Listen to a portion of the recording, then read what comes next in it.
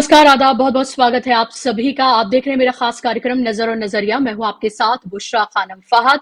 तो 19 अप्रैल को पहले चरण की वोटिंग होने जा रही है और उससे पहले सियासी घमासान पूरे अपने शबाब पर है। अगर हम उत्तर प्रदेश के खासतौर पर बात करें और वरुण गांधी और मेनका गांधी की अगर हम बात करें, क्योंकि वही अभी फिलहाल सुर्खियों में बने हुए हैं जब से वरुण गांधी का टिकट काट दिया गया है और मेनका गांधी को टिकट दे दिया गया है, यानी कि बेटे को बाहर का रास्ता दिखा दिया गया है और मां जो है वो अभी भी बीजेपी में बरकरार है। उनको सुल्तानपुर से टिकट दिया गया है, लेकिन वरुण गांधी का पीलीभीत से टिकट काट दिया गया है और उनके टिकट कटते ही अटकलों का बाजार गर्म है। पहले तो ये कहा जा रहा था कि शायद वो समाजवादी पार्टी या इंडिपेंडेंट वो चुनाव लड़ सकते हैं, लेकिन अब उस पर भी विराम लग गया है क्योंकि समाजवादी पार्टी ने अपना कैंडिडेट वहां पहले ही उतार दिया था और इंडिपेंडेंट लग नहीं रहा है कि वो चुनाव लड़ने जा रहे हैं। और फिलहाल अगर हम देखें तो ये अटकलें बहुत तेजी से ये गर्म है कि जल्द ही वरुण गांधी क्या कांग्रेस का दामन थाम सकते हैं और क्या वो अमेठी से चुनाव लड़ सकते हैं। ये इसलिए कहा जा रहा है क्योंकि अभी तक आप ये देखें कि अमेठी से कांग्रेस ने डिक्लेयर नहीं किया है अपना कोई भी कैंडिडेट। और उसके साथ साथ अगर हम बात करें यहाँ पर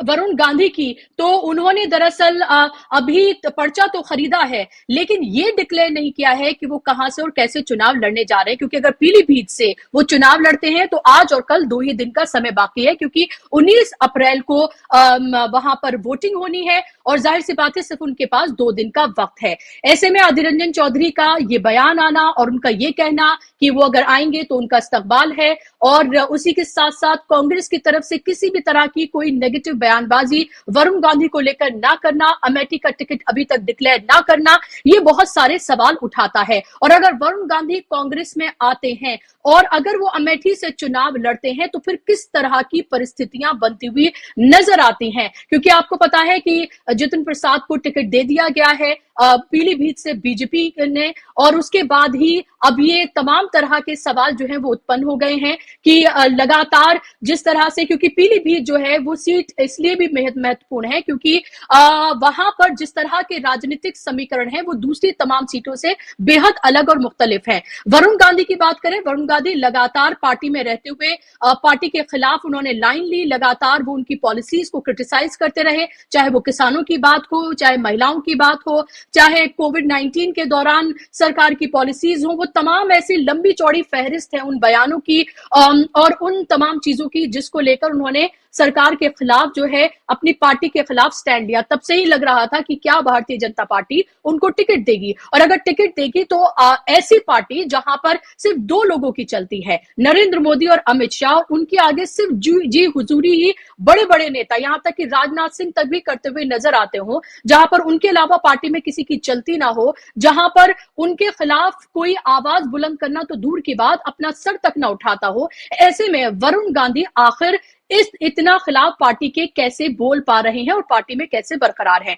टिकट की घोषणा हुई और उनका पत्ता साफ हो गया। इस पूरे राजनीतिक समीकरण को किस तरह से देखा जाए, क्योंकि वरुण गांधी, मेनका गांधी लगातार बीजेपी में हैं। मेनका गांधी की खासतौर पर बात की जाए तो जब से उनका टिकट डिक्लेयर हुआ है उन्होंने एक लंबी खामोशी इख्तियार की हुई है। उनकी तरफ से किसी तरह का कोई धन्यवाद का कोई ट्वीट, कोई बयान, कुछ भी अभी तक सामने नहीं आया है। तो अटकलें ये लगाई जा रही हैं कि क्या मेनका गांधी अपने बेटे का साथ देते हुए बीजेपी छोड़ सकती हैं, क्या वो भी कोई और बड़ा फैसला ले सकती हैं। ये तमाम सवाल हैं जिस पर आज हम बात करेंगे और उस पर बात करने के लिए मेरे साथ खास मेहमान जुड़ गए हैं जिनका तारुफ मैं आपसे कराना चाहूंगी। स्क्रीन पर आप मेहमान को लेकर आइए। मेरे साथ उमाकांत लखेड़ा जी हैं, सीनियर जर्नलिस्ट हैं, जाना माना चेहरा हैं। अक्सर आप उनको तमाम डिजिटल प्लेटफॉर्म और इससे पहले न्यूज चैनल्स पर आप देखते रहे हैं। इसके अलावा मेरे साथ राकेश अचल जी हैं, जाना माना चेहरा है, सीनियर जर्नलिस्ट हैं। आप उन्हें हमें और हमारे चैनल और डिजिटल प्लेटफॉर्म पर देखते रहे। दोनों मेहमानों का बहुत बहुत स्वागत, इस्तकबाल। उमाकांत जी, शुरुआत में अगर आपसे करूं, वरुण गांधी का टिकट कटना और पीलीभीत की जाहिर सी बात है 19 तारीख को वहां पर वोटिंग होनी है, तो आज और कल 2 दिन बचे हुए हैं। पर्चा उनकी तरफ से खरीद लिया गया है, नॉमिनेशन पेपर्स, लेकिन दाखिल नहीं किए गए हैं अभी तक। और अटकलें ये लगाई जा रही हैं, खासतौर पर कांग्रेस के कुछ नेताओं का बयान आना, एक सॉफ्ट कॉर्नर दिखाना, अमेठी से अभी तक टिकट डिक्लेयर ना होना, ये तमाम अटकलों के बाजार को गर्म करता है कि क्या वरुण गांधी कांग्रेस का दामन थाम सकते हैं और क्या अमेठी से चुनाव लड़ सकते हैं, और अगर ऐसा होता है तो फिर किस तरह की परिस्थितियां बनेंगी? देखिए, जो स्थिति है, जो सिचुएशन हमारे सामने है, उस हिसाब से तो कहीं पर भी कोई भी अंदाजा लग सकता है कि वरुण गांधी का बीजेपी से नाता खत्म हो चुका है। उसकी टेक्निकल या ऑफिशियल घोषणा होनी बाकी है, और इसके लिए हमें थोड़ा सा पहले जाना पड़ेगा कि 2019 के चुनाव में जब भारतीय जनता पार्टी दूसरी बार चुन करके आई, तो दोनों माँ बेटे पीलीभीत से और दूसरी जगह से सुल्तानपुर से जीत करके दोनों आए, माँ बेटे। जी, उसमें मेनका गांधी को ड्रॉप कर दिया गया, दूसरा उसको मंत्रिमंडल की उनको शपथ नहीं दिलाई गई। तो 5 साल से वो बिना मंत्री के वहां पर दोनों रह रहे हैं, और ऐसी उम्मीद थी मेनका गांधी को, ऐसा संकेत था कि नहीं कोई बात नहीं आपका। तो मेनका गांधी भी चाहती थी कि भाई ठीक है, मेरे को नहीं तो मेरे बेटे को आप उम्मीदवार बना दें, तो मतलब मंत्रिमंडल में शामिल कर ले, तो नहीं किया ऐसा। और देखिए, भारतीय जनता पार्टी की एक पॉलिसी रही है कि यूज एंड थ्रो। सारी पार्टीज की होती है, मैं ये नहीं कह रहा हूं कि भारतीय जनता पार्टी का मेनका गांधी और वरुण गांधी और उत्तर प्रदेश के मामले में यूज एंड थ्रो की पॉलिसी है, जिसको उन्होंने अंतिम रूप दिया है। और मेनका गांधी को टिकट देना और वरुण गांधी का टिकट काटना, ये बेसिकली मेनका गांधी को चिढ़ाना था। ये उनको पता था कि मेनका गांधी इससे चिढ़ेंगी, और वो उनका, मुझे निश्चित रूप से मुझे पूरा पक्का यकीन है कि मेनका गांधी ऐसी सी सूरत में, जब विश्वास का इतना गहरा संकट हो गया है, तो सुल्तानपुर से जो टिकट उनको दिया गया है वो लड़ेंगे नहीं। तो दूसरी बात, जो महत्वपूर्ण बात यह है कि जो केमिस्ट्री है गांधी नेहरू परिवार की, देखो उनके पीछे गांधी नेहरू परिवार का सिक्का या पुछल्ला जुड़ा हुआ था, जाति जुड़ी हुई थी, इसीलिए ये जो मोदी या अमित शाह ने उनका इस्तेमाल किया उत्तर प्रदेश में। और चूंकि अब यूटिलिटी खत्म हो गई, नई परिस्थितियां पैदा हो गई, तो अब उनको उनके साथ भावी जो रिलेशनशिप है वो रखना नहीं चाहते। अगर वो रखना होते तो आप मेनका गांधी को बुला के बोलते कि हम किन कारणों से ये सब कर रहे हैं। तो ऐसा, मेरी जानकारी के अनुसार ऐसा कुछ नहीं किया गया। वरुण गांधी के बारे में जहां तक सवाल है कि वरुण गांधी पिछले 3-4 साल से 2020-21 इवन कोविड के दौर के बाद वो कुछ विश्वविद्यालय में जा रहे थे, वो पब्लिक मीटिंग्स एड्रेस कर रहे थे, वो बेरोजगारों का मुद्दा उठा रहे थे, वो शिक्षा का मुद्दा उठा रहे थे, वो उत्तर प्रदेश के नौजवानों का मुद्दा उठा रहे थे, और कई जगह विश्वविद्यालय में भी घूमे। वो यूथ को उन्होंने एड्रेस किया, जहां यूथ पर अटैक हुए, उत्तर प्रदेश में लाठीचार्ज वगैरह हुए, उस पर भी उनकी प्रतिक्रिया आई, उनके ट्वीट्स आए। और वो भारतीय जनता पार्टी को ये उम्मीद थी, ये लगता था भारतीय जनता पार्टी को कि वो रिएक्ट करेंगे, और उन्होंने खुलकर रिएक्ट किया।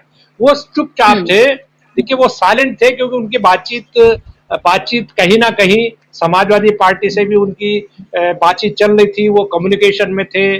और गांधी नेहरू परिवार में प्रियंका गांधी एक सेतु का काम करती हैं, जो वरुण गांधी और सोनिया गांधी और राहुल गांधी के बीच में वो एक लिंक का काम करती है। और 2008, हमें थोड़ा सा पीछे जाए एक लाइन के लिए, तो 2019 के लोकसभा चुनाव के पहले भी नेगोशिएशन चल रही थी वरुण गांधी के साथ कि वरुण गांधी छोड़ करके कांग्रेस से आएंगे, लेकिन वो आखिरी मौके पर, उसके एक लंबी कहानी है, वो कहानी अलग कहानी, उस पर कभी चर्चा की जाएगी। लेकिन उन्होंने ना वो दाल पकी नहीं, और उस समय बीजेपी को उनकी जरूरत थी, क्योंकि उनको उत्तर प्रदेश में एक हवा बनाने के लिए उनकी जरूरत थी। तो अब जो है, जो हवा बननी थी, जितनी बननी थी बन चुकी है।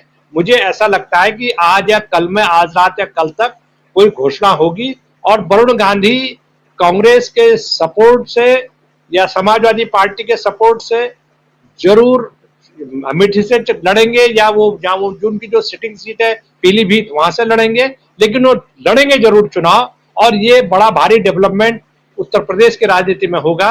और मुझे ऐसा लगता है कि अगर ये डेवलपमेंट अगर उत्तर प्रदेश की राजनीति में होता है, तो ये एक बहुत बड़ा टर्निंग पॉइंट उत्तर प्रदेश की राजनीति में होगा, और इसका असर 5, 7, 10 सीटों पर जरूर पड़ेगा उत्तर प्रदेश पर। एक हवा, कांग्रेस की एक हवा बनेगी, चाहे वो समाजवादी पार्टी से चुनाव लड़े या कांग्रेस से चुनाव लड़े, ऐसा मैं मानता हूं। जी जी, तो वरुण गांधी का आना इतना इंपॉर्टेंट है। राकेश अचल जी, वरुण गांधी अगर आते हैं एक युवा नेता, अगर और उसके बाद अगर राहुल गांधी और उसके अलावा वरुण गांधी और अखिलेश यादव, ये 3 युवा नेता जब कमान संभालेंगे, क्योंकि आज या कल में लगभग उन्हें फैसला कर लेना है अगर वो पीलीभीत से चुनाव लड़ेंगे, और अगर नहीं, अगर वो अमेठी से चुनाव लड़ेंगे तो उनके पास वक्त है अभी ये डिसाइड करने का। और अधीर रंजन चौधरी ने ऐसे ही नहीं कहा है, अगर उन्होंने ये कहा है कि उनका इस्तकबाल है, उनका वेलकम है, उन्हें सोचना चाहिए, आना चाहिए, अगर इस तरह की बातें अधीर रंजन चौधरी कर रहे हैं तो जाहिर सी बात है ये कहीं ना कहीं संकेत भी हैं।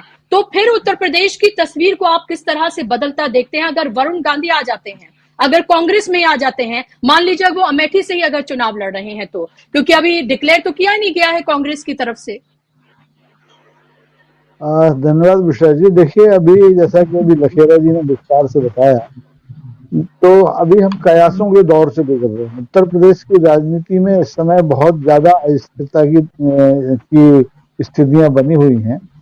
वो भी इसलिए बनी हुई है कि कांग्रेस, भारतीय जनता पार्टी को सबसे ज्यादा उम्मीद उत्तर प्रदेश से है और वहीं से 2024 की भविष्य की रूपरेखा भी बनाई जानी है। तो ऐसे में भारतीय जनता पार्टी के नेतृत्व में मेनका जी का टिकट दे करके और वरुण गांधी का टिकट काट करके, क्या मेनका को चिढ़ाया है या उनकी रणनीति कुछ दूसरी है, इस बारे में मैं बहुत आधिकारिक रूप से नहीं कह सकता। लेकिन जो मेरी सूचनाएं हैं इसके अनुसार यह है कि वरुण गांधी का डीएनए तो देखिए गांधी परिवार का है, इसमें तो कोई दो राय है नहीं। उनकी सोच भारतीय जनता पार्टी की जो सोच है, जो विचारधारा है, उससे मेल भी नहीं खाती और लगातार उन्होंने 1 दशक से कोशिश की है कि वो कैसे भी भारतीय जनता पार्टी में बने रहें, लेकिन स्थितियां लगातार बिगड़ी हैं और उन्होंने उनका जमीर जब उनको कचोटा है तब उन्होंने भारतीय जनता पार्टी की रीति नीति के खिलाफ खुलकर बोला है, लिखा है, किताबें लिखी हैं, लेख लिखे हैं। वो डरते तो नहीं है, लेकिन अभी मुझे लग रहा है कि भारतीय जनता पार्टी के नेतृत्व ने किसी रणनीति के तहत ही उनका टिकट काटा है। हो सकता है उनको ये आश्वासन दिया हो कि आप अभी चुनाव में बैठिए, आपकी माता जी को हम चुनाव लड़ा रहे हैं, आपको आने वाले दिनों में राज्यसभा भेज देंगे या किसी दूसरे ढंग से उपलब्ध कर देंगे। लेकिन ये क्योंकि ऐसे लालच उन्होंने भारतीय जनता पार्टी की तरफ से अलग अलग देश के अलग अलग हिस्सों में जो असंतुष्ट और बाहर से आए नेता उन सबके साथ किया है, ऐसे में वरुण गांधी के साथ भी ये सौदेबाजी हो सकती है। रहा सवाल मेनका गांधी के विद्रोह का, तो मेनका गांधी स्वभाव से विद्रोही जरूर है, लेकिन उन्होंने एक लंबा टाइम पीरियड राजनीति का भारतीय जनता पार्टी के साथ काट लिया है और अब ऐसी स्थिति में इन माँ बेटों की जो दशा है वो सांप छत्तीसगढ़ की होती है। भारतीय जनता पार्टी छोड़ती हैं तो मुश्किल है और नहीं छोड़ती हैं तो मुश्किल बनी हुई है। वरुण के लिए ये सही समय है फैसला करने का कि वो तय करें कि भविष्य में उन्हें राजनीति किस प्लेटफॉर्म पे करना है। ये तय वही कर सकते हैं, वो उसमें हम आप या दूसरे राजनीतिक दल कुछ नहीं कर सकते। और मुझे लगता है कि वरुण गांधी की विचारधारा, वरुण गांधी का अप्रोच, वो सब कांग्रेस से ज्यादा मेल खाता है।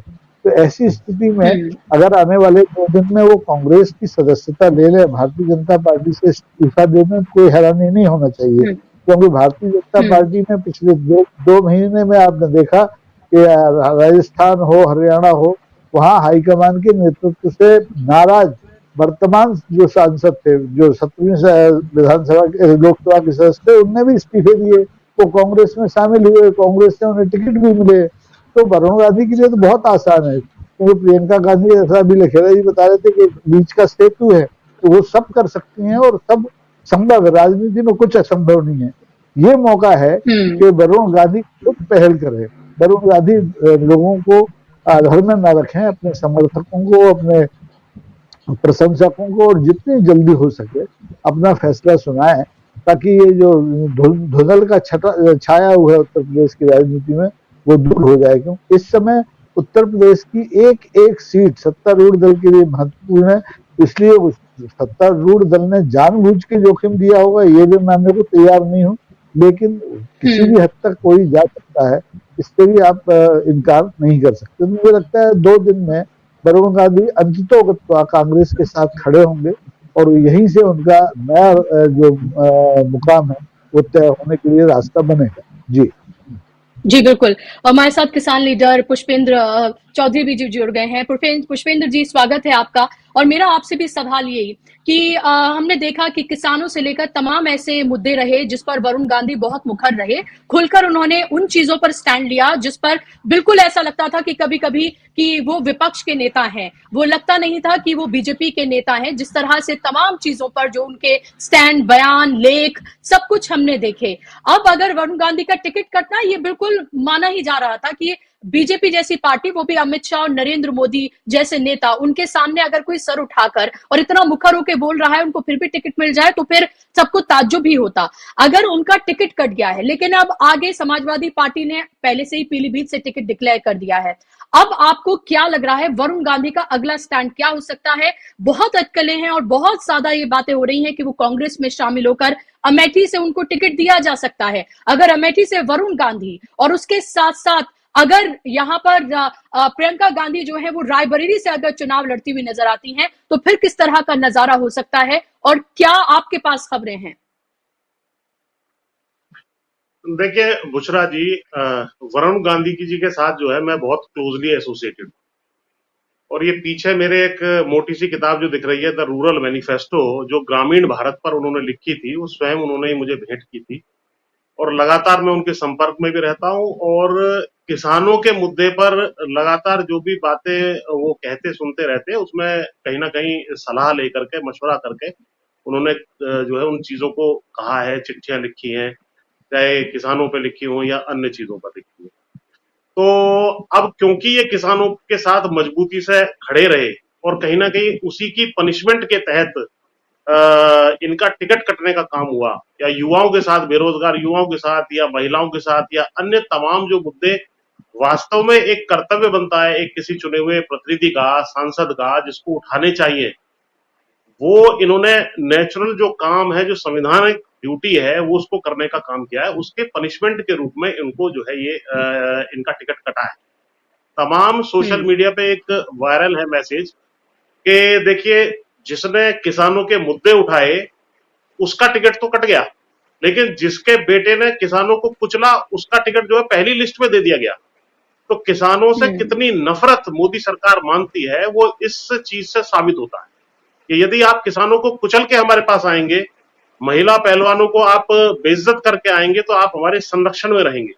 आपका टिकट भी जो है, मुझे ये भी जानकारी है कि शायद ब्रजभूषण शरण सिंह का भी बाद में टिकट हो जाए, तो आपको टिकट दे दिया जाएगा, आपका महिमा मंडन किया जाएगा। इसी तरीके से आपने देखा होगा कि ये जो अभी मंडी से टिकट दिया गया है एक हीरोइन को, उसने भी अनर्गल बयानबाजी किसानों के खिलाफ खूब की है। उसी के परिणाम के रूप में और इनाम के रूप में ये सब चीजें की जा रही है। तो वरुण गांधी को देखिए, थोड़ा सा मैं बैकग्राउंड बता दूं, 2004 में प्रमोद महाजन जी ने अपने निवेदन पर वो इस परिवार को, यानी कि संजय गांधी वाली ब्रांच को, गांधी फैमिली की अपने पास लाए थे कि भाई उस वक्त बीजेपी कमजोर भी थी, वो ये चाहते थे कि एक बैलेंसिंग फैक्टर के रूप में हमारे पास भी एक दिखाने के लिए गांधी है। और वहां उस टाइम जो है अटल अडवाणी की जो है भाजपा थी, तो एक समायोजित करने वाली बात वहां थी, कोई टकराव वाली बातें नहीं थी। लेकिन 2014 के बाद जैसे ही निजाम बदलता है और मोदी जी वाली भाजपा आ जाती है, तो उस वक्त इन्होंने इनसे ये आशा की कि साहब आप अपने ताऊ जी से जो और उनके परिवार से भिड़ेंगे, उनसे आप उनके खिलाफ बयानबाजी करेंगे, उनके खिलाफ हो सके चुनाव भी लड़ेंगे। तो इस रोल में ये लोग चाहते थे। इन्होंने इस रोल को निभाने से बिल्कुल मना कर दिया, और इसके परिणाम स्वरूप धीरे धीरे भाजपा ने जो इनकी विशेष थ्योरी है कि भाई मैं कामदार हूं और मैं नामदारों से एक तरीके की नफरत मानता हूं, और उनको किराने करना जो है इन्होंने शुरू कर दिया। पहले कार्यकाल में इनको मंत्री, इनकी माता जी को, मेनका गांधी को अवश्य बनाया, लेकिन इनको कुछ नहीं दिया गया। जबकि एक टाइम ऐसा था कि ये योगी आदित्यनाथ जी से भी ज्यादा पॉपुलर थे उत्तर प्रदेश में। उस वक्त इनका नाम 2017 से पहले जो है मुख्यमंत्री के रूप में भी चल रहा था। लेकिन जो भी उभरता हुआ नेतृत्व है, या ऐसा नेतृत्व है जो किसी मुद्दे पे बोल सकता है, वोकल है, बात उठाता है, उसको जो है कहीं ना कहीं दबाने का काम इस मोदी सरकार की और मोदी जी की नीयत रहती है। इन्होंने मुद्दे उठाए, किसानों के उठाए, बेरोजगार युवाओं के उठाए, तो किसी भी मुद्दे पर ये जो है जो जनहित का मुद्दा है, बड़ा मुद्दा है, उस पर ये शांत नहीं बैठे। जो ये मोदी जी चाहते हैं कि भाई मेरे चुने हुए जो सांसद हैं वो केवल जो है चुप्पी साध के बैठे रहे, उनको एक सीट दे दी जाएगी, उनको एक बंगला मकान मिल जाएगा, उनको एक तनख्वाह गाड़ी घोड़ा मिल जाएगा, लेकिन उनको किसी मुद्दे पर बोलना नहीं है। लेकिन देश का संविधान चाहता है कि उनका सांसद उनके हित के मुद्दों पर बोले। तो इन्होंने वास्तव में संविधान के अनुसार काम किया है, इनको दबाने का काम किया। 19 से पहले यानी 2019 से पहले भी ये इनका टिकट काटना चाहते थे, और उसको लास्ट मोमेंट पे जब इनको लगा कि भाई दो जिताऊ कैंडिडेट हैं, कहीं हमारी स्थिति गंभीर ना हो जाए, कोई रिएक्शन ना हो जाए, तो इन्होंने इसको मजबूरी में टिकट दे दिया। और बाद में जो है उसके बाद इनको चाहे जो इनकी राष्ट्रीय कार्यकारिणी हो या स्टार प्रचारक हो, तमाम सूचियों से ये हटाते चले गए, क्योंकि ये मुद्दे उठाते गए और ये इनके बीच में दूरियां बनती चली गई, जो वास्तव में नहीं बननी चाहिए थी। एक जमाना ऐसा भी था कि जब नेहरू जी के खिलाफ अटल बिहारी वाजपेयी संसद में बयान दे दिया करते थे, तो नेहरू जी बुला करके उनकी पीठ थपथपाते थे कि भाई बड़े काबिल आदमी हो, युवा हो, एक दिन प्रधानमंत्री बनोगे। तो इनको भी बड़ा मन दिखाते हुए मोदी जी को, क्योंकि जो आदमी बड़े पद पे बैठ जाता है तो उसका मन भी उतना ही बड़ा होना चाहिए, दिल बड़ा होना चाहिए। उनको बुलाना चाहिए था कि भाई ठीक है, आपने चिट्ठियां लिखी हैं, आपने किसानों की बात कही है, बताइए आपके पास क्या सॉल्यूशन है, किस तरीके से इनकी मैं जो है मदद कर सकता हूं, किसानों की क्या नीति हमें बनानी चाहिए, इस तरीके से एनकरेज। लेकिन पुष्पेंद्र जी आपको क्या लग रहा है जी करने का जी पुष्पेंद्र जी, लेकिन आपको क्या लग रहा है, आपको क्या लग रहा है कि क्या पीलीभीत से ही, क्योंकि अगर पीलीभीत से लड़ते हैं तो आज और कल का दिन है बस, और अगर वहां से नहीं और अमेठी से अगर लड़ते हैं तो अभी वक्त है। संक्षेप में मैं आपसे जानना चाहूंगी आपके के सूत्र क्या कह रहे हैं, कहां से चुनाव लड़ सकते हैं, क्योंकि कांग्रेस की अगर हम बात करें तो वहां से अभी पूरी तरीके से सॉफ्ट कॉर्नर है, बयान भी आ रहे हैं नेताओं के जो साफ तौर पर ये दिखाता है कि गुंजाइश पूरी की पूरी बनी हुई है और तमाम दरवाजे खुले हुए हैं। देखिए बुशरा जी, आज का दिन तो निकल ही चुका है, क्योंकि 3 बजे तक नामांकन होता है, तो 3 बज चुके हैं, तो ये तो आज का टाइम तो खत्म हो गया, केवल कल का टाइम बचा है। और जहां तक मेरी नॉलेज है कि कल भी ये पर्चा शायद ना भरे कहीं से भी, क्योंकि पीलीभीत का कल का अंतिम जो है दिन है। उसके बाद यदि इनको एकोमोडेट करने का काम, और मैं तो ये कहूंगा कि जो बड़े भाई का रोल है वो आज की तारीख में जो है बड़े भाई का रोल निभाते हुए जो राहुल गांधी जी हैं, उनको इनका हाथ थामना चाहिए। जो मोहब्बत की दुकान वाली बात करते हैं, तो उसको वास्तव में क्रियान्वयन करने की इसको आवश्यकता है कि गांधी फैमिली एक जगह आ जाए, और अगर ये उस लड़ाई को लड़ते हैं और अन्य किसी सीट से भी इनको एकोमोडेट किया जा सके तो उसको एकोमोडेट करना चाहिए। अगर अपने टिकट पे हो सके बहुत अच्छी बात है, ना हो तो ज्वाइंट कैंडिडेट जो है इनको घोषित करना चाहिए। और मेरा तो ये सुझाव रहेगा कि ये जाकर के सीधे जो है वाराणसी में प्रधानमंत्री जी के खिलाफ ही क्यों नहीं लड़ते, और इनको सांसद बनने से जो रोकने वाली बात है ऐसा नहीं कर पाएंगे लॉन्ग टर्म में। आप ये समझ लीजिए कि हो सकता है इस बार ये प्रधानमंत्री रहेंगे या नहीं रहेंगे इसी का कोई भरोसा नहीं है, लेकिन इनकी राजनीति चलती रहेगी। जो 8-9 बार की सांसद हैं वो एक बार को अगर चुनाव लड़ी या नहीं लड़ी या उन्होंने टिकट वापस कर दिया तो ये सब भविष्य के गर्भ में है, लेकिन ये संसद में पहुंचने से इनको बहुत ज्यादा रोका नहीं जा सकता। इनको राज्यसभा से कोई ना कोई भेज देगा। तो ऐसे जिताऊ कैंडिडेट का इस तरीके से बिहेवियर करना, और एज किसान लीडर के रूप में मेरा भी कर्तव्य बनता है कि जो व्यक्ति हमारे साथ मजबूती से खड़ा हो, हम मजबूती से उसके साथ खड़े रहेंगे। इसी वजह से हम जो है लगातार इनकी जो पोजीशन है उसको डिफेंड कर रहे हैं। हमें आशा है कि आगे जाकर के ये संसद भी पहुंचेंगे और मुक्त गले से जो है किसानों के, नौजवानों के मुद्दे उठाएंगे। इसमें मैं 1-2 सुझाव भी मैंने इनको भी दिए हैं और वैसे भी मैंने सार्वजनिक भी किए हैं। कल को ये चले जाए वहां टीएमसी में चले जाए, दोनों माँ बेटा आराम से आकर के यहाँ बंगाल से जीत करके संसद पहुंच सकते हैं। ये आम आदमी में चले जाए, नई दिल्ली से ये भर दे राहुल, ये वरुण गांधी, कुरुक्षेत्र सीट भी गठबंधन में है आम आदमी के पास, उससे इनकी माताजी मेनका गांधी लड़ जाए, वहां पंजाबी वोट भी है और इनकी बड़ी अच्छी पहचान है, वहां से पहुंच सकते हैं, किसी भी पार्टी से पहुंच सकते हैं। लंबे समय तक इनको आप इस तरीके से डिनाई नहीं कर सकते इनके अधिकार को। और गांधी नाम से जो इनका भय है मोदी जी का, वो इसमें जो है इनका दिखाई दे रहा है। हालांकि बड़े पद पे पहुंच के बड़ा दिल दिखाना चाहिए था, लेकिन उसमें इन्होंने एक छोटापन दिखाया है जो इनको नहीं दिखाना चाहिए। जी जी बिल्कुल। उमाकांत जी, गांधी नाम से क्या परहेज इसीलिए वरुण गांधी का क्या टिकट काटा है? लेकिन अगर ऐसा है तो मेनका गांधी क्यों मौजूद हैं? जो हमने देखा था नई संसद का जब उद्घाटन हुआ था और मेनका गांधी, क्योंकि वो सबसे सीनियर लीडर्स में से एक थी, उनको वहां पर बुलाया गया था भाषण देने के लिए, और वो थोड़ी सी भौचक्की नजर आ रही थी कि उनका नाम लिया गया है, उनको बुलाया गया है, और बहुत ज्यादा आभार प्रकट करते हुए वो नजर आ रही थी। उनको सुल्तानपुर से टिकट दे दिया गया है, लेकिन माँ बेटे जो अपने गांधी परिवार से अलग होकर, जिन्होंने एक अपनी अलग विरासत चलाने की कोशिश की, और उसके बाद वो एक ऐसी पार्टी में गए जो जाहिर सी बात है गांधी के विचारों से बिल्कुल अलग पार्टी, लेकिन वहां पर जाकर माँ बेटे दोनों ने अपनी राजनीतिक जमीन जो है वो बनाई, वहां पर तलाशी। वरुण गांधी की भी शुरुआत ही, जाहिर सी बात है कि बीजेपी में आपको टिकट पाना है तो उसका बेस क्या होना चाहिए, उसी से उनकी शुरुआत हुई, लेकिन फिर उसके बाद वो एकदम बिल्कुल अलग नेता के तौर पर नजर आए। अभी अगर 3 युवा नेता, मैं जैसे अब राकेश जी से भी पूछा था, 3 युवा नेता अगर एक साथ नजर आते हैं और उसके साथ साथ प्रियंका गांधी भी, और चुनावी मैदान में उतरते हैं और वहां पर प्रचार करते हुए नजर आते हैं, वो भी उत्तर प्रदेश जैसी जगह पर जहां से 80 में से 80 का नारा जो है वो बीजेपी ने दिया है, राम मंदिर के बाद भी वहां पर उसे कोई अपने लिए हवा नजर नहीं आ रही है, तो कितना फिर तस्वीर वहां पर बदल सकती है, कितनी परिस्थितियां राजनीतिक वहां पर बदल सकती हैं, जो अभी का आंकलन है। और वरुण गांधी की एंट्री और मेनका गांधी अगर सुल्तानपुर से मना कर देती हैं लड़ने के लिए, तो फिर कैसी उत्तर प्रदेश में परिस्थितियां बनती हैं?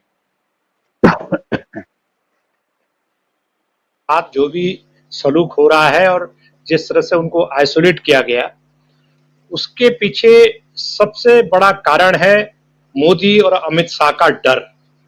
इनके भीतर इतना डर बैठा हुआ है कि कोई भी टैलेंट हो, देखिए वो वरुण गांधी आरएसएस के नहीं है, उनको संघ की कोई हाफ पैंट पहन के ट्रेनिंग नहीं हुई है उनकी।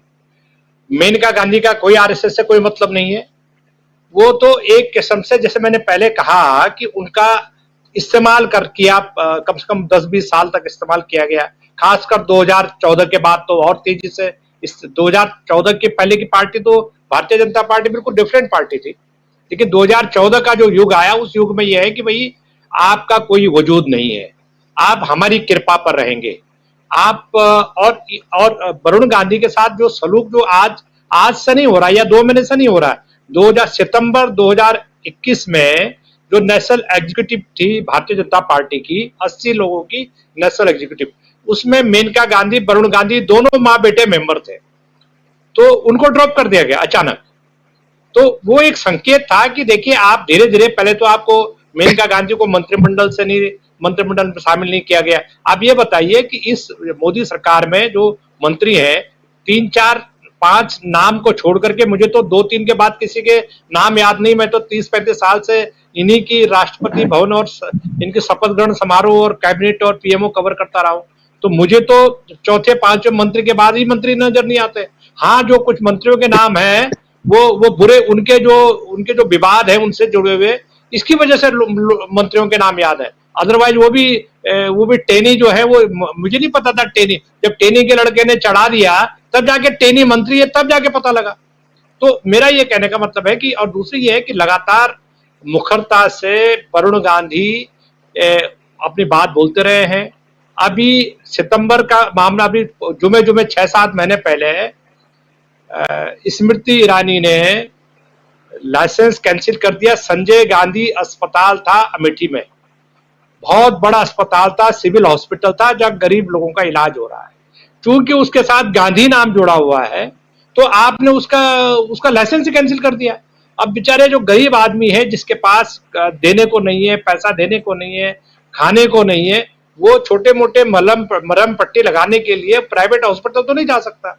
तो वो जब संजय गांधी अस्पताल, क्योंकि गांधी नाम लगा हुआ था, वहां कोई डेथ हो गई, उसका मुद्दा बना करके तो वरुण गांधी ने उसका विरोध किया, क्योंकि तो वरुण गांधी के जो पिताजी है, उनके पिताजी के नाम पे वो हॉस्पिटल था, आप उनके नाम निशानी मिटा रहे हैं, संजय गांधी की निशानी आप मिटा रहे हैं और उनके रहते हुए मिटा रहे हैं। तो इस पर वरुण गांधी ने बहुत मुखरता से विरोध किया और उन्होंने उत्तर प्रदेश सरकार की भी आलोचना की। और वो देखिए, मैं आपको बता रहा हूं कि वो यूथ में उनका जबरदस्त अंडर करंट है, और मुझे मालूम है कि उनके अंडर करंट का, कि अगर वो कहीं चले जाएंगे तो वो एक तरफा हो जाएगा। मैं आपको बता रहा हूं, अभी ये भाई साहब पुष्पेंद्र जी कह रहे हैं कि वो कहीं से चुनाव, मैं कह रहा हूं वो नई दिल्ली से आ जाए, वो नई दिल्ली में वो उनको उड़ा देंगे, उसको वो बांसुरी स्वराज को उड़ा देंगे, किसी भी सीट पे आ जाए वो उड़ा के रख देंगे। तो इनको अंदाजा पता नहीं है। देखिए होता क्या है कि जो होता है ना, एक कहावत है ना कि जो बाघ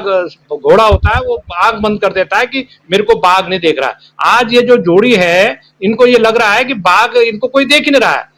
असली बात तो यह है कि इनको किसी की कोई परवाह नहीं है, ना इनको लोकलाज है, ना इनको कोई शर्म है, ना ये किसी का आप साथ दे रहे हैं, उसको वादा कर रहे हैं, उसका आप ह्यूमिलेट कर रहे हैं पार्टी के भीतर रह करके, तो लोग जाएंगे का, लोग अपना रास्ता तलाशेंगे। और वरुण गांधी और मेनका गांधी का आपने इस्तेमाल किया अपने राजनीतिक पार्टी का राजनीतिक जनाधार बढ़ाने के लिए, संख्या बल बढ़ाने के लिए, हर मोर्चे पर आपने, और गांधी नेहरू परिवार को ह्यूमिलेट करने के लिए जहां जहां हो सकता था आपने इस्तेमाल किया। और गांधी नेहरू परिवार पर तो आप लगाते थे परिवारवाद परिवारवाद, नेहरू गांधी।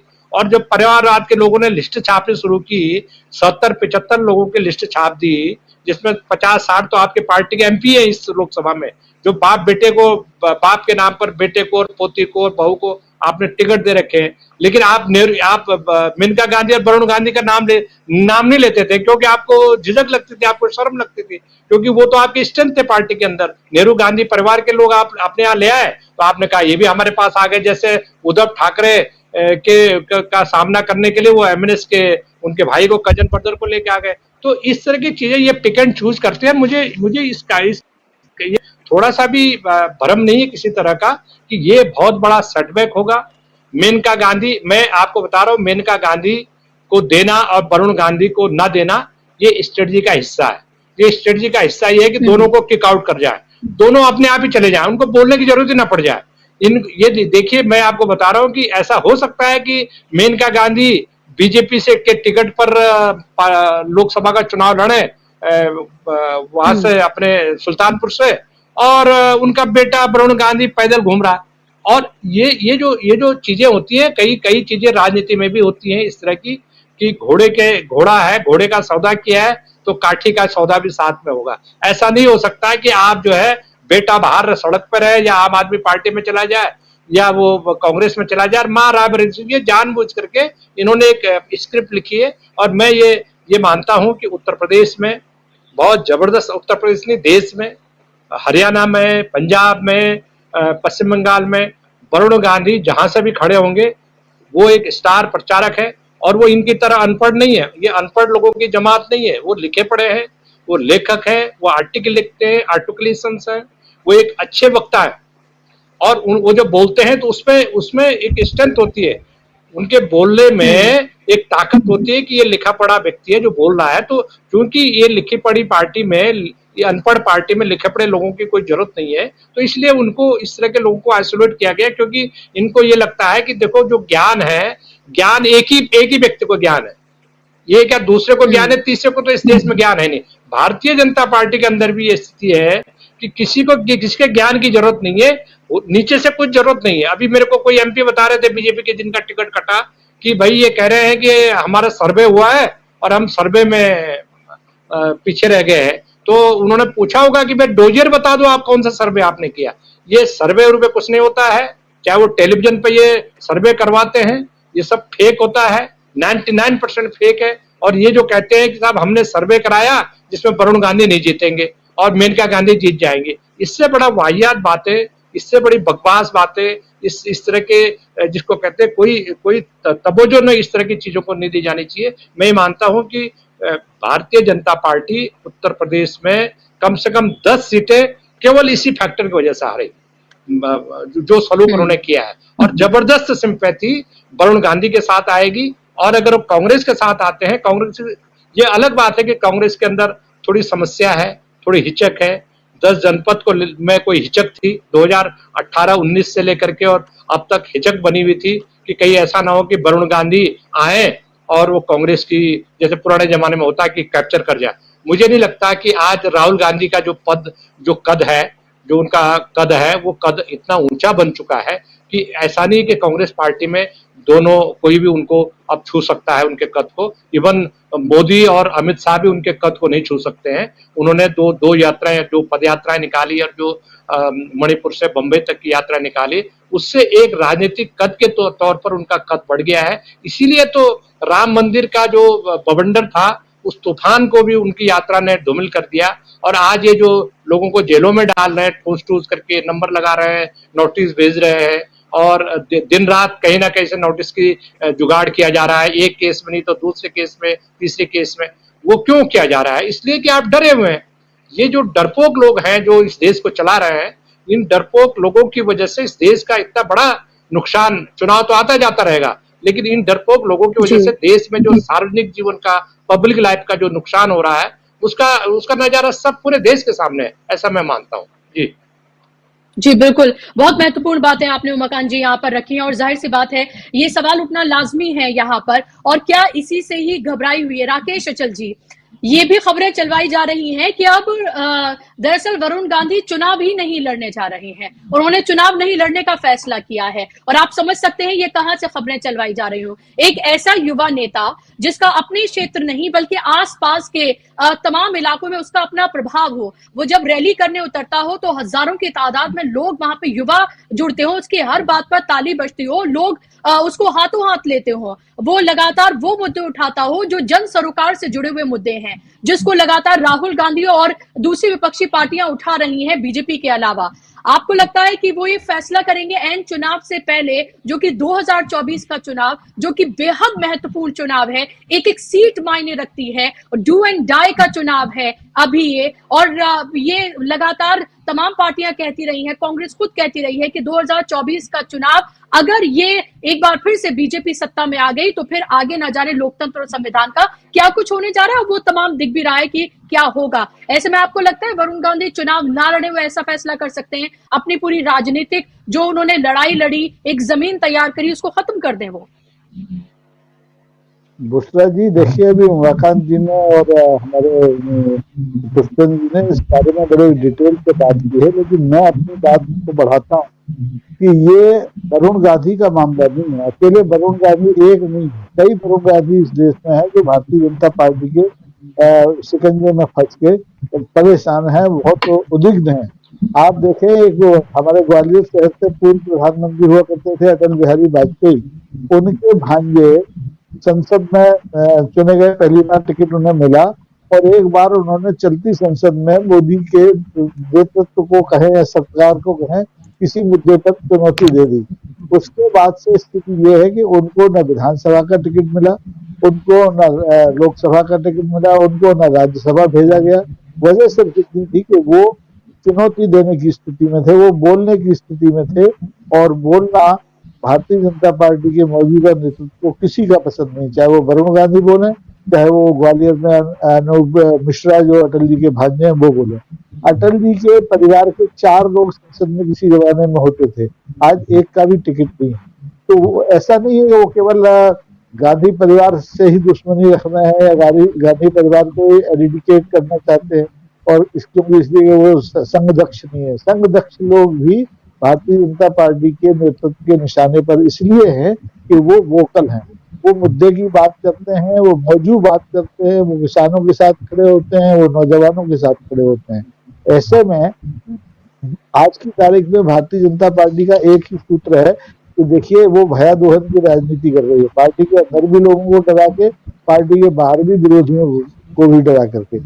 एक मुख्यमंत्री, 2 मुख्यमंत्री जेल में पड़े हुए हैं, भारतीय जनता पार्टी के 4 सांसद जो जेल में जाने की स्थिति में थे वो छोड़ के पार्टी भाग गए, कांग्रेस ने उनको टिकट दे दिया। तो अगर वरुण गांधी चाहेंगे तो उन्हें कोई भी पार्टी टिकट दे देगी, ऐसा कोई संकट उनके सामने नहीं है।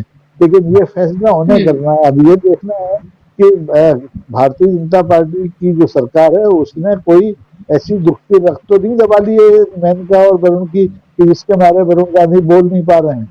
माँ अपमानित महसूस कर रही है, लेकिन माँ बोल नहीं पा रही है बेटे के पक्ष में। तो ये तमाम सारी जो इनकी conspiracy theory Bharatiya Janata party की है, ये तब से और ज्यादा तेज हो गई है जब से ये इलेक्टोरल बॉन्ड का पैसा इस पार्टी के पास आया है। बड़ी तादाद में पैसा आया है, उन्हें कोई डर नहीं लगता है, वो किसी को चुनौती मानते ही नहीं, ऐसा उमाकांत जी कह रहे थे। तो उनको इस समय ना वरुण गांधी दिख रहे हैं, ना मेनका गांधी दिख रहे हैं। उन्हें लग रहा है कि मोदी की गारंटी और मोदी का चेहरा ही इस 18वीं लोकसभा के चुनाव में निर्णायक होगा। लेकिन स्थितियां ये नहीं है। अगर वरुण गांधी जरा सा भी साहस कर ले और राहुल गांधी की तर्ज पर उत्तर प्रदेश को पैदल पैदल न घूमे, गाड़ी से ही घूम लें, तो 10 सीटें क्या 20 सीटें का परिणाम प्रभावित कर सकते हैं। क्योंकि अभी भी उत्तर प्रदेश की राजनीति में भले ही 30-35 साल से कांग्रेस सत्ता में नहीं है, लेकिन वहां के जनमानस में कांग्रेस है और उस कांग्रेस को जिंदा किया जा सकता है, चुनौती बनाया जा सकता है। अगर प्रियंका, अखिलेश, वरुण और राहुल गांधी चारों मिलके वहां लग जाए उत्तर प्रदेश में, तो ये इस रथ को रोका जा सकता है। रथ को रोका ही नहीं जा सकता, बल्कि रथ को पलटा जा सकता है। लेकिन अब ये सारे फैसले जो है खुद गांधी परिवार के सदस्य को करना है। इसमें वो कितने दबाव में हैं, कितने डरे हुए हैं, कितना साहस का प्रदर्शन कर सकते हैं, ये सब अभी अंतर्निहित उन्हीं के अंदर है। हम या पुष्पेंद्र जी भले ही बहुत निकट रहे हों, वो भी ये कयास नहीं लगा सकते कि कल वरुण गांधी क्या करने वाले हैं, या कल मेनका गांधी जी टिकट वापस करती है या चुनाव लड़ती हैं।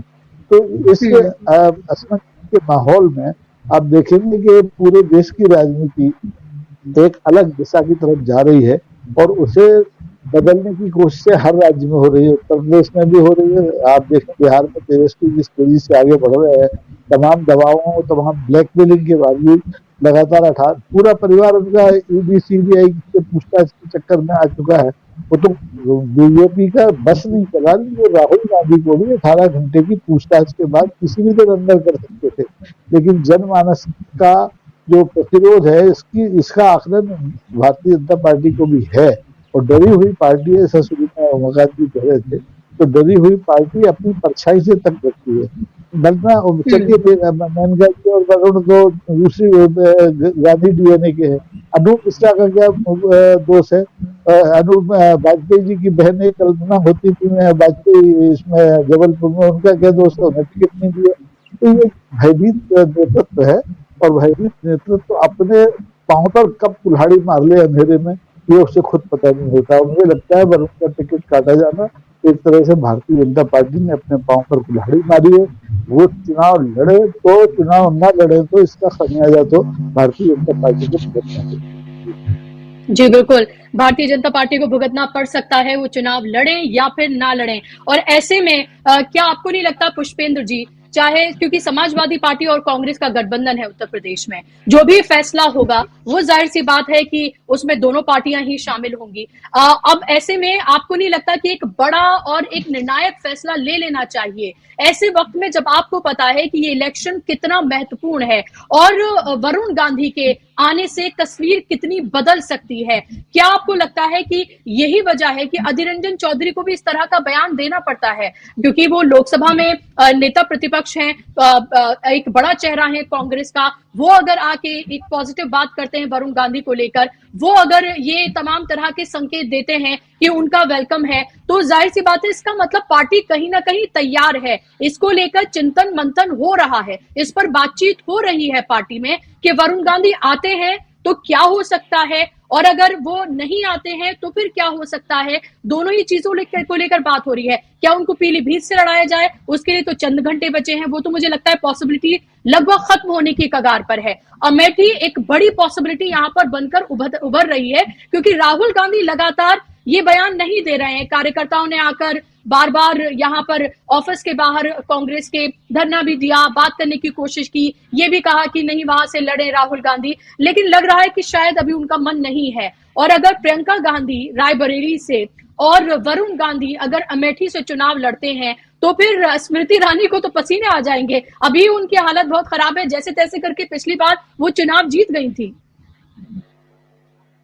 नहीं देखिए बुशरा जी, निश्चित रूप से यदि वरुण गांधी इस कैंप में आ जाते हैं और इंडिया गठबंधन के जॉइंट कैंडिडेट बनके किसी भी सीट से जो सूटेबल इनको लगे उसमें एकोमोडेट उनको किया जाता है, और पहली वाली जो फेज है जो कल का है लास्ट, देखिए पर्चा तो रातों रात भर दिया जाता है। पर्चे की तैयारी हर एक आदमी रखता है। पर्चा इन्होंने 4 सेट खरीद भी लिए थे उस टाइम, लेकिन टिकट नहीं हुआ, एक अलग बात।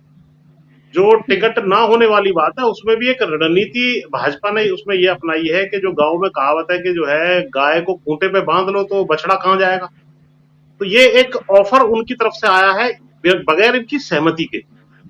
ये तो चाहते थे कि दोनों लोगों को एकोमोडेट किया जाए, जैसे करते आ रहे हैं, दोनों को टिकट मिले, लेकिन उन्होंने जानबूझ के एक का टिकट काट के जो डिवाइड वाला जो है ना, एक इनका डिवाइड एंड रूल वाला सिस्टम होता है उसको किया है।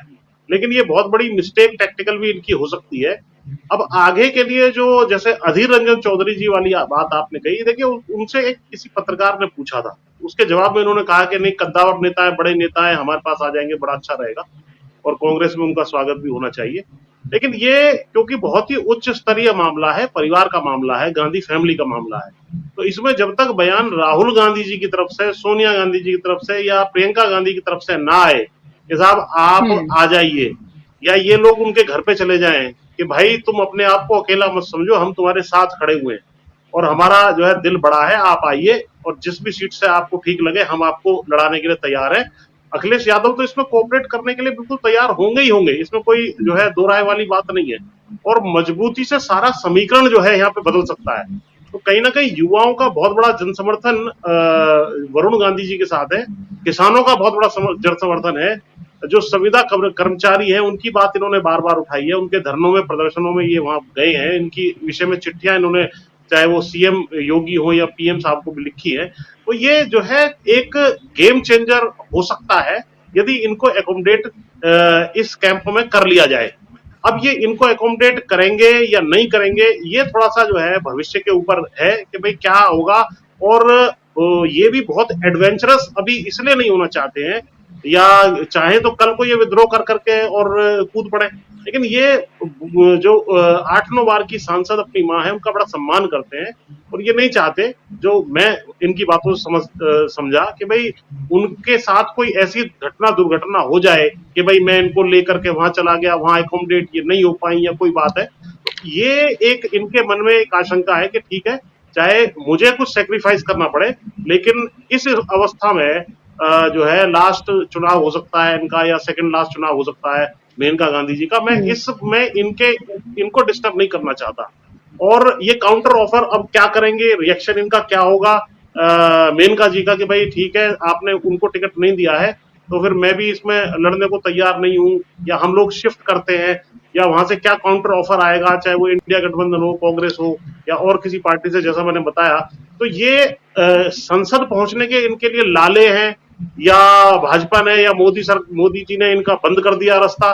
भाई संसद ही तो टिकट ही तो छीन सकते थे, बाकी संसद तो ये कहीं ना कहीं से पहुंच ही जाएंगे इस बार। बाय द वे यदि नहीं पहुंचे किसी वजह से या दोनों ही चुनाव नहीं लड़े, ये एक मैं हाइपोथेटिकल बता रहा हूं, उसके बाद ये राज्यसभा इनको कोई ना कोई भेज सकता है, अदरवाइज ये भेज सकते हैं।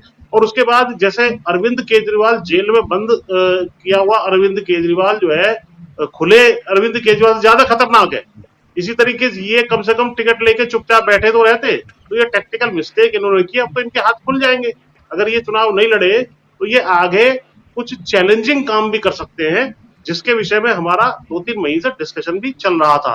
किसी ना किसी वजह से उसको उन्होंने नहीं किया, वो एक अलग बात है, लेकिन एक कुछ ना कुछ आगे बड़ा होगा ऐसा मुझे लगता है।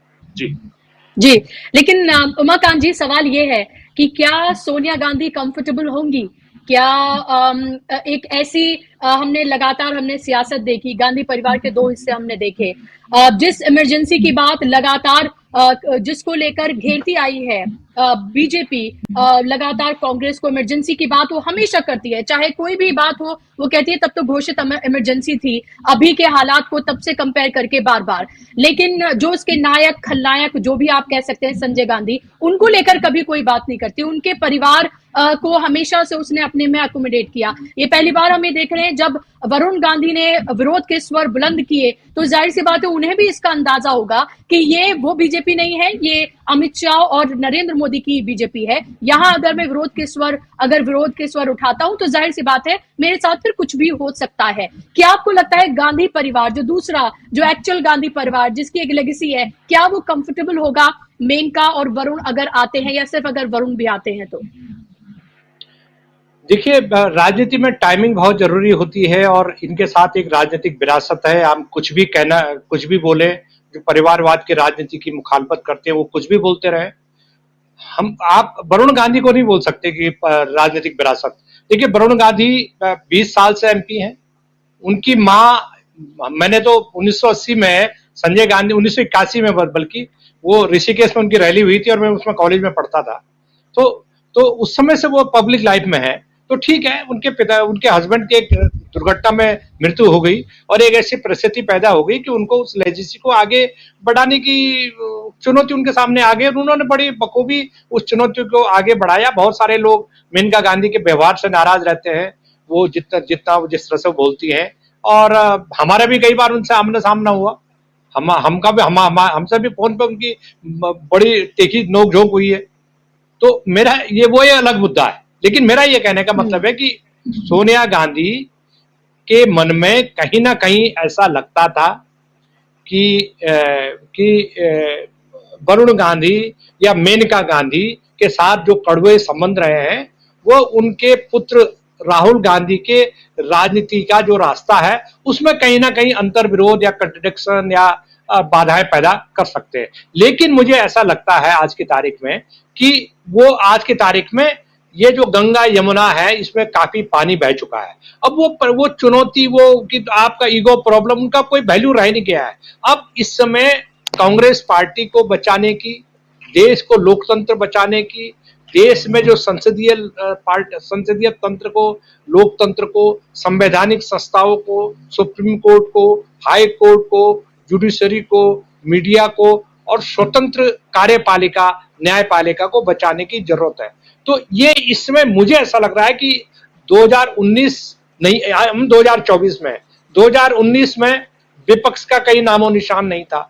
कांग्रेस अकेले लड़ रही थी, सारे राजनीतिक पार्टियां अलग अलग चुनाव लड़ रहे थे। आज की हालत यह है कि चाहे लूज स्थिति में ही सही, मतलब ये तय कर लिया है कि भारतीय जनता पार्टी को हराना है, चाहे आप फ्रेंडली फाइट करें चाहे कैसे करें। और ये सिचुएशन पूरे देश में इमर्ज हो रही है कि भाई बीजेपी को वोट नहीं देना है। अपोजिशन पार्टीज में भी ये सहमति उभर रही है कि भाई लेफ्ट वालों की भी सहमति उभर रही है कि भाई अगर बंगाल, केरल में अगर कांग्रेस पार्टी का कैंडिडेट फाइट में है तो वोट डालने मत जाओ, मतलब बीजेपी को जीतने मत दो वहां।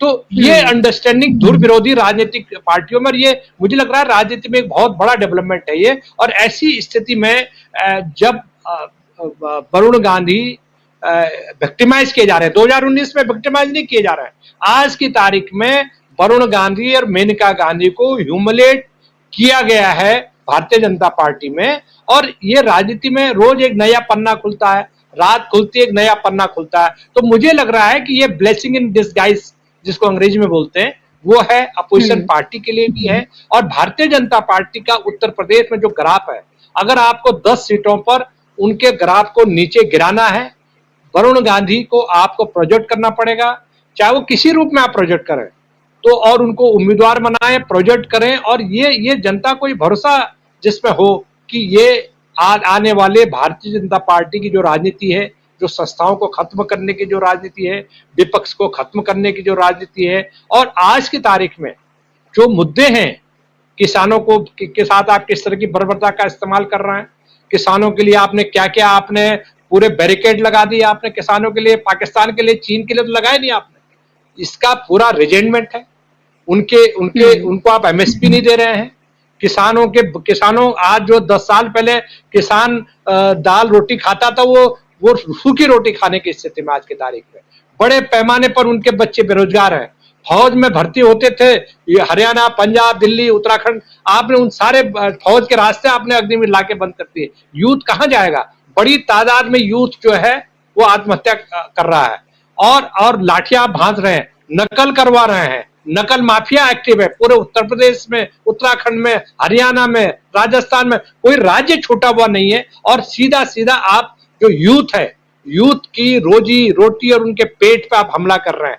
न केवल यूथ पे हमला कर रहे हैं, वो एक यूथ के परिवार में 5-6 लोग सदस्य होते हैं, वो सारे सदस्य के फ्यूचर पर आप हमला कर रहे हैं। आप नकल करवा रहे हैं। नकल माफिया एक्टिव हो रखा है। बिना नकल माफिया एक्टिव किए हुए पुलिस की भर्तियों के पेपर लीक हो गए। आपका लोग एक्टिव है ना, आप नकल करवा रहे हैं ना, सरकारी सिस्टम में खामियां है ना। तो सवाल यह है कि ये जो मौका है, और वरुण गांधी इन तमाम सवालों पर वो किसी की परवाह नहीं की उन्होंने। वो इतना पक्का पता है कि वरुण गांधी अपने निजी स्वार्थ, उनके बच्चे को उन्होंने कोई नौकरी नहीं लगाने अपने भाई भतीजे की, लेकिन वो उत्तर प्रदेश की युवाओं की आवाज बन करके उन्होंने मुद्दों को उठाया है।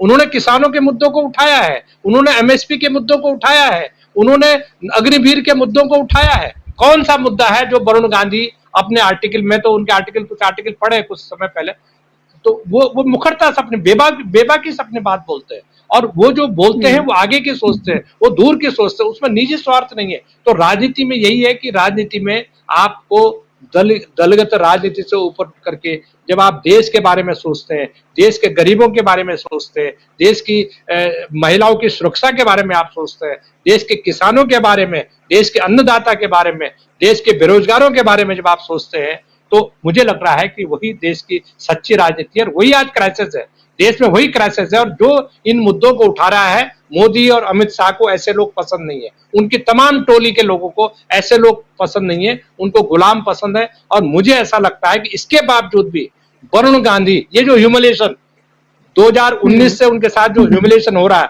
2019 से जो पार्टी की 80 सदस्यीय राष्ट्रीय कार्यकारिणी से उनको बाहर किया गया, और उसके बाद उनको मंत्रिमंडल 3-4 बार आपने रिशफल किए, आपको वरुण गांधी की याद नहीं आई? आप ये कह सकते थे एक परिवार से एक है, तो वरुण गांधी कोई अयोग्य है, उनको काबिलियत नहीं है? आप उनको विदेश मंत्री बना देते। जो आपके ये जो ब्यूरोक्रेट विदेश मंत्री बना है, इससे तो ज्यादा ताकत पावरफुल होता वो। आप उनको एग्रीकल्चर मंत्री बना देते, कम से कम वो जनता की बात करते ना। लेकिन नहीं, आपको टैलेंट नहीं चाहिए, आपको ढूंढ के गधे बना करके, गधे ला करके आपको मंत्रिमंडल में बिठाने हैं ताकि वो गुलाम की भूमिका निभा सके। मुझे पूरी उम्मीद है कि मेनका गांधी और वरुण गांधी देश के अपने हित में नहीं, देश के हित में, देश के संविधान को बचाने के हित में, देश में बहुदलीय जो हमारी संसदीय व्यवस्था है उसको बचाने के हित में उस बाड़े से, उस गुलामी के बाड़े से बाहर निकलेंगे, और बाहर निकल के इनको करारा शिकस्त देंगे, करारा जवाब देंगे, ऐसा मुझे उम्मीद है। जी, उमाकांत जी, इसी से जुड़ा मेरा एक और सवाल है। आपसे मैं पूछना चाह रही थी कि क्या आपको लग रहा है ये पूरा चुनाव जो है, एक तरफ हम ये देख रहे हैं कि सिर्फ एक चेहरा है, वो है नरेंद्र मोदी, जो कि 73 साल के हो चुके हैं। बात वो कह रहे हैं कि 2029, बल्कि एक कॉन्क्लेव में वो गए थे, वो कॉन्क्लेव जो आपको पता है कि एक चुनावी मंच पूरा तैयार किया जा रहा है नरेंद्र मोदी के लिए, कि वो वहां पर जाते हैं, भाषण देते हैं, चुनावी भाषण, तालियां बजती हैं, फोटो खींचते हैं, सेल्फीज होती हैं, और फिर वो वहां से आ जाते हैं। वहां पर जब उनसे सवाल 2029 को लेकर किया गया, उन्होंने कहा 2029 नहीं, मैं तो यहाँ 2047 की बात कर रहा हूँ, 2047 तक की प्लानिंग है, जबकि अभी उनकी उम्र 73 साल है। दूसरी तरफ हम ये देख रहे हैं कि युवा नेताओं की फौज है इंडिया गठबंधन में। अखिलेश यादव की बात करें, हम हेमंत सोरेन की बात करें, अरविंद केजरीवाल की बात करें, राहुल गांधी की बात करें, वरुण गांधी अगर आ जाते हैं तो आप वरुण गांधी को देखिए, और ऐसे ही कई बड़े नेता हैं। क्या आपको लग रहा है कि युवा चेहरे, जो बड़े चेहरे हैं, जब वो एक साथ रैली करने के लिए उतरेंगे, और दूसरी तरफ सिर्फ उनके पास एक चेहरा है, वो है नरेंद्र मोदी, इसीलिए 7 चरणों में चुनाव कराए जा रहे हैं? उत्तर प्रदेश में 7 चरणों में चुनाव है, महाराष्ट्र में आप ये देखिए 5 चरणों में चुनाव है। तो ये समझा जा सकता है ये सब खेल क्यों किया जा रहा है। क्या आपको लगता है क्या जनता इस बार जो युवा नेता हैं, युवा नेताओं की फौज है, उनकी तरफ आकर्षित होगी, क्योंकि उनको एक दूर का की अगर दूरदर्शिता जो है वो देखने के लिए वहां पर मिलेगी कि ये लोग हमारे मुद्दे उठा रहे हैं,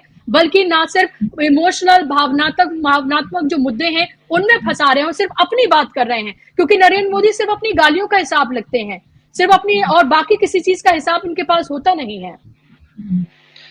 देखिए, मैं आपको एक बहुत सरल शब्दों में बता दूं कि मोदी को ये लगता है कि सारी दुनिया का ज्ञान, विज्ञान, कौन सा, ऑल इंटायर पॉलिटिकल साइंस जो जिसमें उन्होंने डिग्री हासिल की है, उस इंटायर पॉलिटिकल साइंस को ऐसा लगता है उनको कि पूरा ज्ञान उनको ही प्राप्त है, बाकी तो कीड़े मकोड़े इस देश में, किसान, बेरोजगार, महिलाएं, ये जो बेरोजगार लोग हैं, जो ये कीड़े मकोड़े हैं, और ज्ञान केवल एक व्यक्ति के पास है, वो है नरेंद्र मोदी। जो उनका ज्ञान है वो ज्ञान ही पूरे देश में प्रसाद के रूप में बांटा जाए। और मैं आपको बता दूं कि मैं 8 प्राइम मिनिस्टर राजीव गांधी के टाइम पर हम जर्नलिस्ट हो गए थे, जब वो राजीव गांधी प्राइम मिनिस्टर बने, और हमने राजीव गांधी को प्रेस कॉन्फ्रेंस में सवाल पूछे, कांग्रेस के हेडक्वार्टर में सवाल पूछे, और बड़े अनकंफर्टेबल सवाल पूछे। तब से लेकर के कोई प्रधानमंत्री नहीं है जिसने प्रेस कॉन्फ्रेंस नहीं की और मैंने उनको सवाल नहीं पूछा। मतलब और लोगों ने भी पूछा, मैं अपने को इतनी इंपॉर्टेंस नहीं देना चाहता, मैंने भी सवाल पूछे, औरों ने भी सवाल पूछे। मनमोहन सिंह से हमने इकोनॉमी पे सवाल पूछे, और उनसे ये पूछा कि मनमोहन सिंह जी, आप इतने बड़े इकोनॉमिस्ट हैं, आपकी इकोनॉमी कहाँ फेल हो गई? महंगाई तो बढ़ रही है।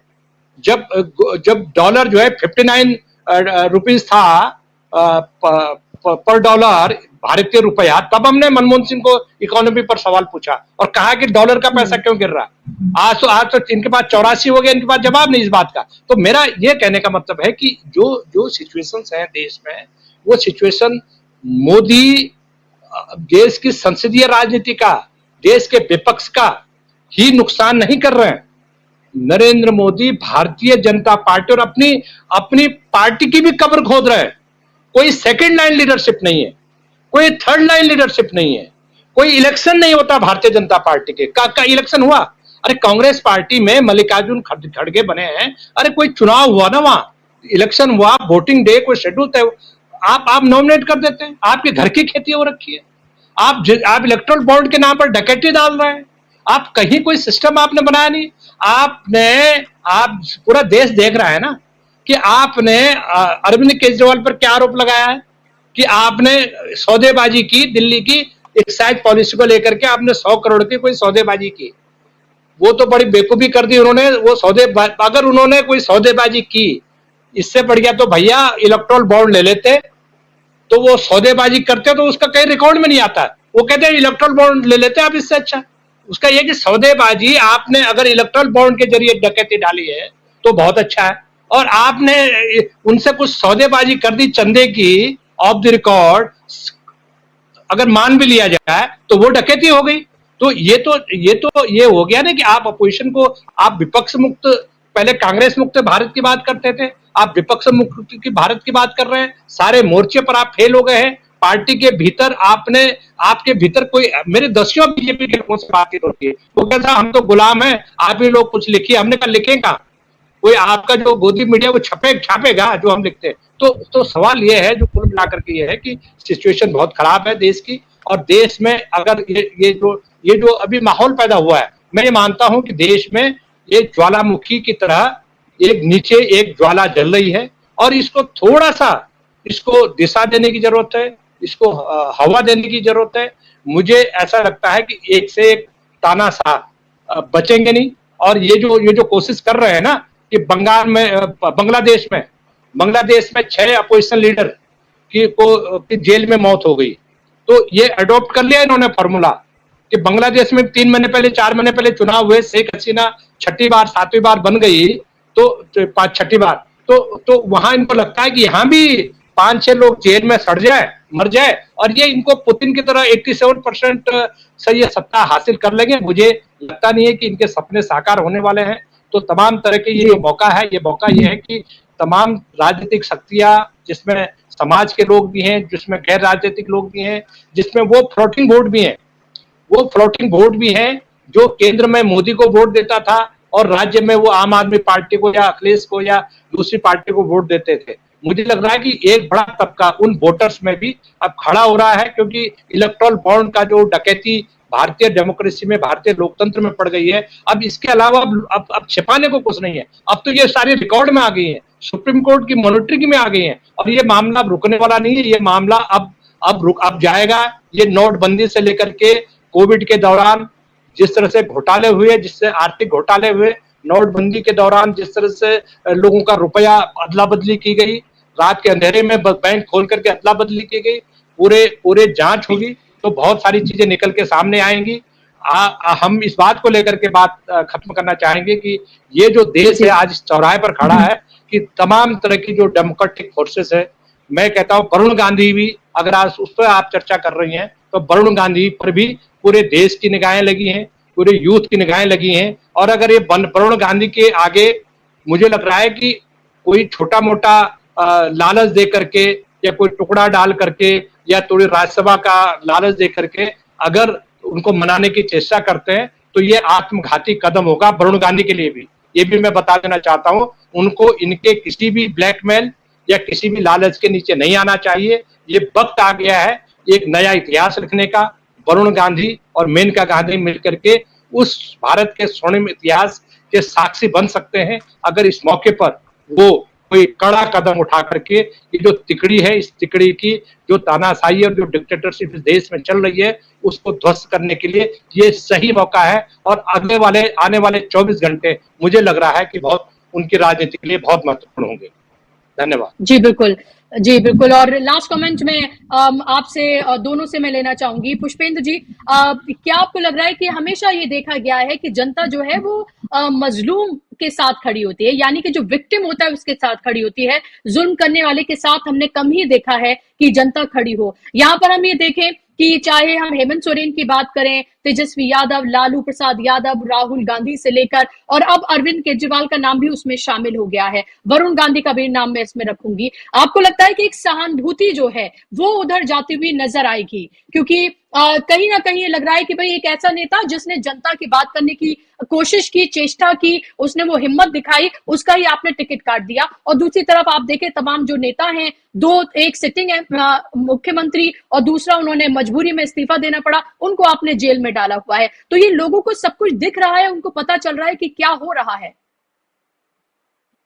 नहीं, देखिए निश्चित रूप से जो है जो सिंपैथी है वो वरुण गांधी जी के साथ जनता की है, विशेषकर किसानों की, नौजवानों की और तमाम तबके जिनका जो है इन्होंने मुद्दे अपने भाजपा में अंदर रहते उठाए। और मैं तो यहां तक कहूंगा कि यदि सारे नेताओं को आज की तारीख में पिघाल लिया जाए तो सबसे ज्यादा लोहा अगर निकलेगा, स्टील अगर निकलेगा तो वो राहुल गांधी में निकलेगा, जो बाहर मतलब विपक्ष के रूप में जबरदस्त तरीके से आवाज उठा रहे हैं। और उस काल में जबकि ज्यादातर नेता सरेंडर हो रहे हैं या फाइलों के नीचे दब गए और भाजपा के अंदर रहते हुए तमाम अपने करियर का, अपने टिकट का रिस्क उठाते हुए सभ्यता के दायरे में और बड़े इंटेलेक्चुअल तरीके से वरुण गांधी ने जो है आवाज उठाई है, तमाम तबकों की आवाज उठाई है। तो एक मैसेज तो पूरे देश की जनता में चला गया है कि गांधी परिवार ही ऐसा परिवार है जो लोकतंत्र के लिए, सांप्रदायिक सौहार्द के लिए, संविधान को बचाने के लिए, देश को बचाने के लिए लड़ रहा है। और इनके साथ जो है देश को भी खड़ा होना पड़ेगा अंततोगत्वा। और ये जो आंखों के ऊपर पट्टी बांधी गई है तमाम तरह की धर्म की और अलगाव की, वो कहीं ना कहीं हटेगी और अंत में कांग्रेस ही इस देश की तारणहार और गांधी परिवार के नेतृत्व में साबित होगी। जी जी बिल्कुल। राकेश जी, आपको क्या लग रहा है फिलहाल? आपको लग रहा है कि जनता मजलूम के साथ खड़ी होगी? क्योंकि मजलूमों की अगर हम बात करें, राजनीतिक मजलूमों की बात करें, राजनीतिक विक्टिम्स की बात करें, तो एक लंबी फहरिस्त है और अब एक नाम उसमें वरुण गांधी का भी शामिल हो गया। देखिए बुशरा जी, बात तो ये है कि जो प्रकृति का नियम तो यही है कि आप पीड़ित के साथ खड़े हों, जनता पीड़ित के साथ खड़ी। जनता तो खुद विक्टिम है, तो इसलिए जनता के मूड के बारे में कुछ कहने की जरूरत नहीं है। जनता तो तैयार बैठी है, सामने तो कोई दिखाई दे। अब ये मौका है वरुण गांधी जी के लिए और मेनका गांधी जी के लिए कि वो खुलकर सामने आए और आज की जो बदनीयत की, अदावत की राजनीति चल रही है इस मुल्क में, उसके खिलाफ अपना मुंह खोलें। अगर वो टिकट लेके सुल्तानपुर से चुनाव लड़ती हैं तो आप ये मान लीजिए कि विपक्ष और विपक्ष के साथ देश की जनता का एक बहुत बड़ा हिस्सा जो इस अराजकता के खिलाफ, इस गैर बराबरी के खिलाफ, उत्पीड़न के खिलाफ जो लड़ाई लड़ रहा है, उसके साथ ये बहुत बड़ा घात होगा अगर ये फैसला दोनों माँ बेटे समय पर नहीं करते हैं। और अगर ये खुलकर मैदान में आते हैं तो निश्चित तौर पर इतिहास में इनको बार बार याद किया जाएगा, क्योंकि इस समय देश जिस संक्रमण काल से गुजर रहा है वो 1975 से बिल्कुल भिन्न है।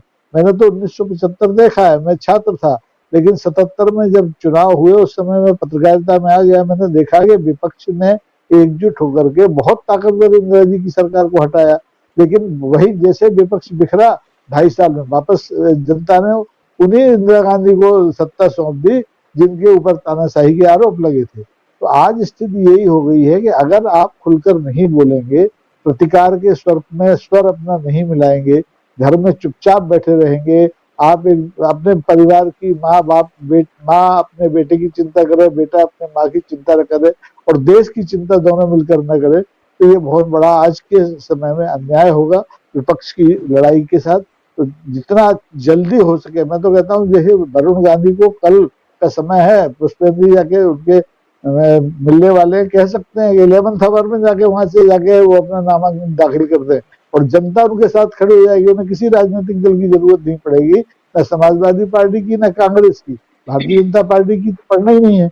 लेकिन संकट यही है कि ये लोग साहस दिखा नहीं पा रहे हैं, डरे हुए हैं, या इन्हें डरा दिया गया है, या इनकी किसी ऐसी दुखती रग पर हाथ रख दिया गया है जिससे इनको इतनी भयानक पीड़ा हो रही है कि वो न मुंह पे आ रही है और न मैदान में हमें दिखाई दे रही है। तो हमें उम्मीद करना चाहिए, वरुण गांधी लंबे रेस के घोड़े हैं, राजनीतिक भाषा में कहें तो अभी उनकी उम्र है, उन्हें और 5 चुनाव फेस कर सकते हैं। तो वो इस समय रिस्क लें, जोखिम लें और जनता की लड़ाई में शामिल हों। तो ये उनके हित में भी है, देश के हित में भी है और उत्तर प्रदेश के भी हित में है।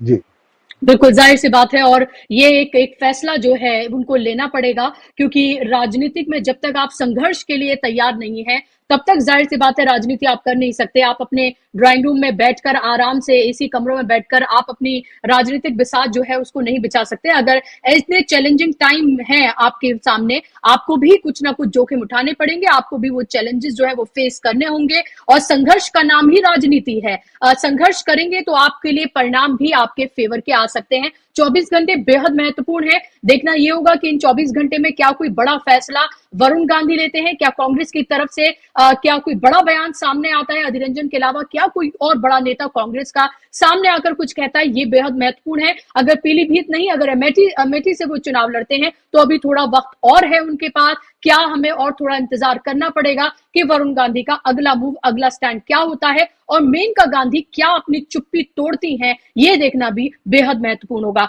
बहुत शुक्रिया आप तीनों मेहमानों का कार्यक्रम का हिस्सा बनने के लिए, अपना कीमती वक्त देने के लिए, और शुक्रिया आप तमाम दर्शकों का भी कार्यक्रम का हिस्सा बनने के लिए। आज के कार्यक्रम में बस इतना ही।